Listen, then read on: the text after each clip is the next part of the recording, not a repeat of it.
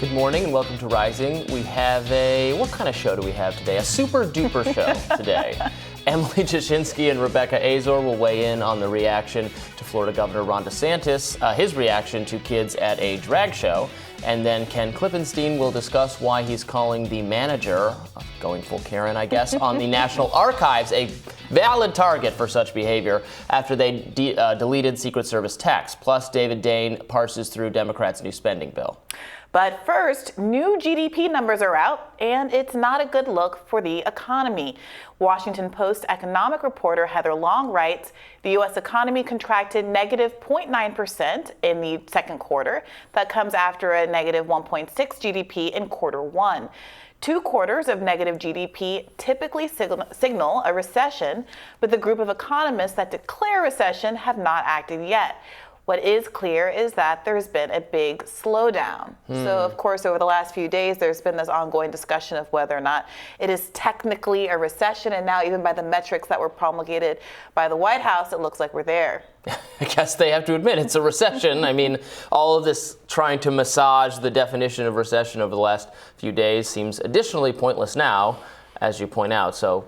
Certainly. Great what a brilliant idea of the Biden administration to prioritize that, but... Yeah, I mean, look, I understand. I think one of our guests yesterday said, there's some, the stats are what they are, the technical definitions are what they are, and, it'd almost be like negligent for the Biden administration not to try to make the case for why they shouldn't be criticized quite as strongly yet. But the point that so many other people were making, I saw Jordan Cheriton tweeting about this earlier today, is that if you've been covering working people, if you've been traveling the country, if you've been, talking to your relatives, if you are at all outside of a bubble, you've known something was wrong, whatever you want to call it, for a very long time. Absolutely. Well, Jerome Powell answered questions about whether the U.S. is currently in a recession based on these definitions. Let's watch that. Do you believe the United States is currently in a recession? Will the GDP reading tomorrow affect that judgment one way or the other? And has your assessment of the risk of recession changed any in recent weeks? So I do not think the U.S. is currently in a recession. And the reason is there are just too many areas of the economy that are performing, too well. And of course, I would point to the labor market in particular. As I mentioned, it's true that growth is slowing, and for reasons that we understand. Really, the growth was extraordinarily high last year, 5.5%. We would have expected growth to slow. There's also more slowing going on now. But if you look at the labor market, you've got growth. I think payroll jobs averaging 450,000 per month. That's a remarkably strong level for this state of affairs. The unemployment rate at near a 50-year low at 3.6%. All of the wage measures that we track are running very strong. So this is a very strong labor market, and it's just not consistent with 2.7 million people hired in the first half of the year. It doesn't make sense that the economy would be in recession with this kind of thing happening. So I don't think the U.S. economy is in recession right now. And yet it is.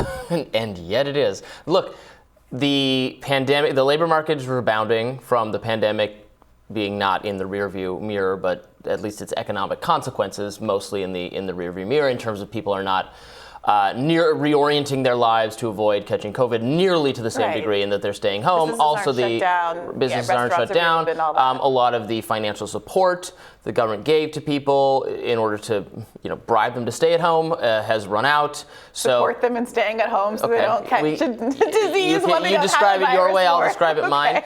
That has run out, so people have had to return to work, and they've done so. So the labor market has rebounded. It's rebounded given that the government destroyed it, and you could say it was necessary to do so, but they hit the off switch. Now we've hit the on switch. That's mostly come back. I think it's a good thing. Great, fantastic, but it doesn't mean that everything's good or everything's fine, even when working people can't afford food, they can't procure baby formula, they can't afford to fill up. Small business owners who work in industries that rely on trucking or shipping or moving a truck around on a daily basis. You can't afford the gas prices. It's really bad. It's really bad for a lot of people. Yeah, so as we've discussed, main driver of the gas prices is the war in Ukraine. That is long as it takes. Not a kind of domestic Biden policy. I mean, it's not a domestic policy issue. It's a foreign policy issue, and that is something that is largely within the administration's control. What do they want to do? What do they want America's investment in this proxy war to continue to be? Okay, put that in one bucket. But we had a graphic up a little while ago. I don't know if we have it again, but it showed what the drivers of inflation were, what the drivers of the crisis were. And it is that people don't have, there's that home spending is down. Oh, here we go. People can't spend on real estate if they don't have any money. They're not going to spend on business investment. I don't understand these incentives here. You want to make it more difficult to borrow, but you need people to drive up business investment.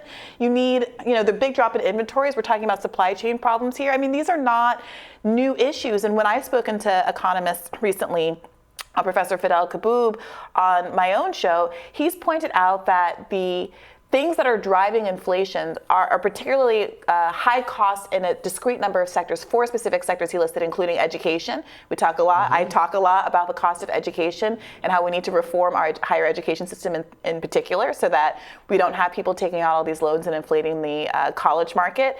In transportation, we were supposed to have an infrastructure bill that has been all over the place and largely stymied by Republicans and 2 corporate Democrats. Right. But that one, but that one passed, right?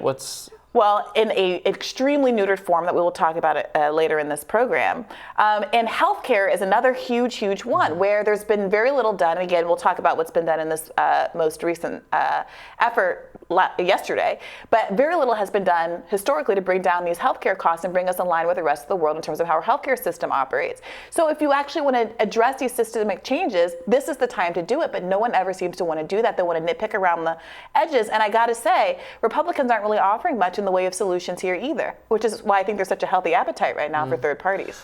I've heard this described as cost disease, the problem that education, healthcare, some other things, housing, it just keeps getting more and more expensive, or has over the last 40 years more, without the services getting appreciably better. Is education in this country really better than it was in the 1970s?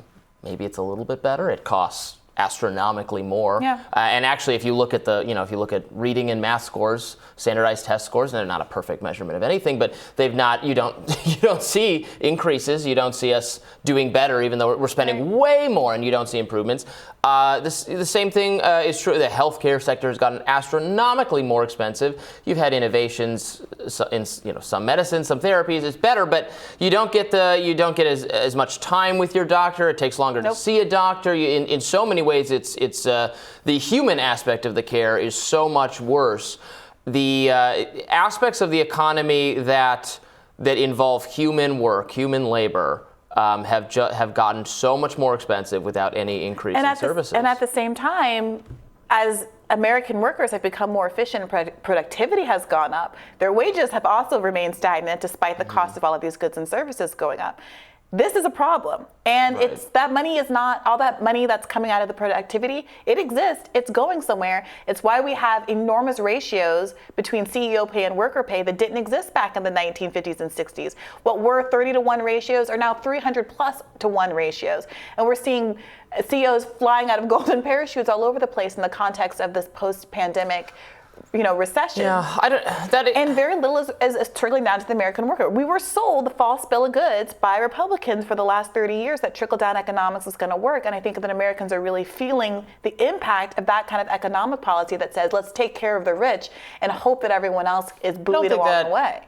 Well, I don't think that explains what's going on in some. I don't think that explains what's going on in the education sector. I mean, it's not an effort. But it was. I'm sorry, I got to say, it was Ronald Reagan who made it his mission to defund the California public school system, which offered cheap, affordable, accessible state education to people in the largest state in the union. And that trend continued across the country. Defund the California public education system. Yeah. What do you mean by that? It withdrew federal funding from the state school system. In general, no school district has received a funding cut like ever. It's always more money for more school districts, more per pupil spending. We're talking about college. I'm talking about the higher education. College, sure. Yeah. Well, I don't know. Democrats' idea seems to be more investment in these things will improve it. I often don't see it, but I don't know. Maybe next time. Look, the point of the matter is I am completely on board with all of the criticisms coming across the aisle. I share in them. But what I really do want to be hearing from both parties and whatever third parties happen to emerge is affirmative solutions for how we're going to do things differently than they've been done in the past. And I want to agree with a lot of criticisms that are coming out of the right because, again, criticisms are warranted, but that's not enough anymore. Saying rah, we're all angry at the same thing isn't enough anymore when we're 50 years into what has been a slow simmering crisis for the American worker. We would have so much less to fight about, right and left, if either the vast increase in how much money and attention paid to problems in education, healthcare, others, was actually making these services better, or you had whatever the quality you have today, but you didn't have to spend as much on them as we do spend on them for no additional benefit. Other countries have figured this out better than ours somehow. There's something broken about what we do. Well, it's Citizens United. It's the fact that the healthcare industry has bought our entire government on both sides of the aisle. You have people on the left-hand side of the aisle completely derailing any kind of progressive campaign, very popular campaign for, very popular policies like Medicare for All, because they happen to be folks like Jim Clyburn, who won this race for Joe Biden and also happens to be the person who takes more money from the pharmaceutical industry than anybody else in Congress. These things are not an accident. And the American people turn on their TV and they see that the innovations that are coming out of the private sector are $500,000 Alzheimer medications that are so expensive they drive up the entire cost of the social safety net. And for some reason, the FDA approved that one. Yeah, it's ridiculous. Expresses no hustle for monkeypox or COVID or anything else, but they approved that one. That product looks like a scam to me, the Alzheimer's drug. And it's not for no reason. It's because there's industry capture, and this is what those lobbying dollars will get you.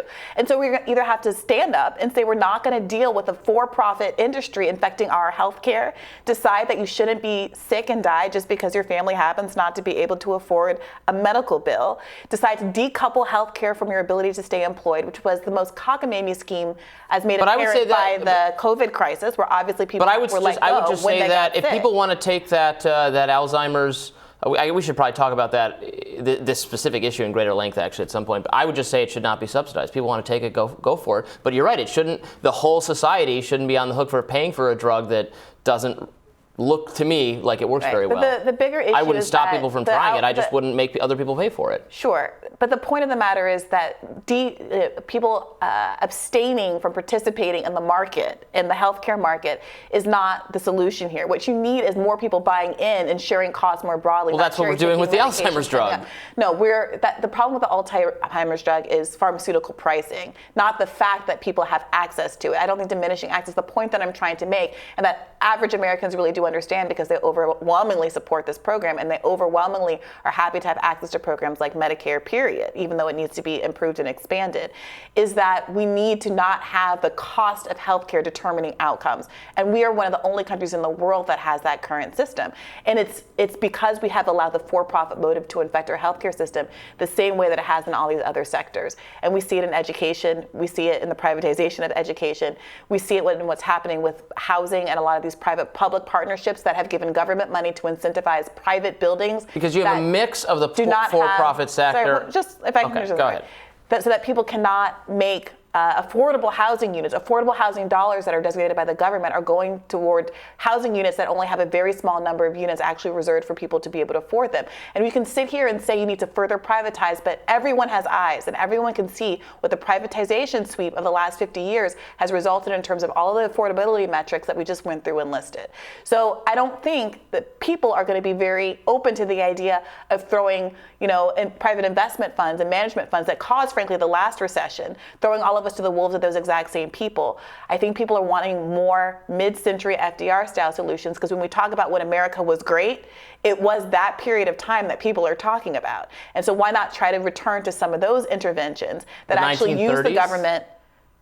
Yeah, are you quibbling with the idea that FDR was Raise your hand if you want to go back to the 1930s. Raise your hand if you want to go back to a world before Medicare, Social Security,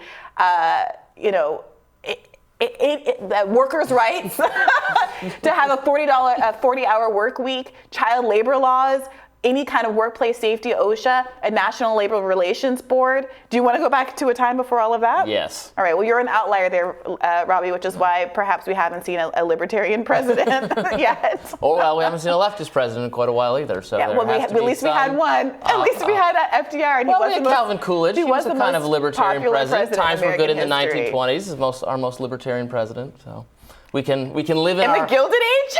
We can live in our respective historical decades. Okay, the Great Gatsby over here. Okay. Grapes of wrath over here. More rising next.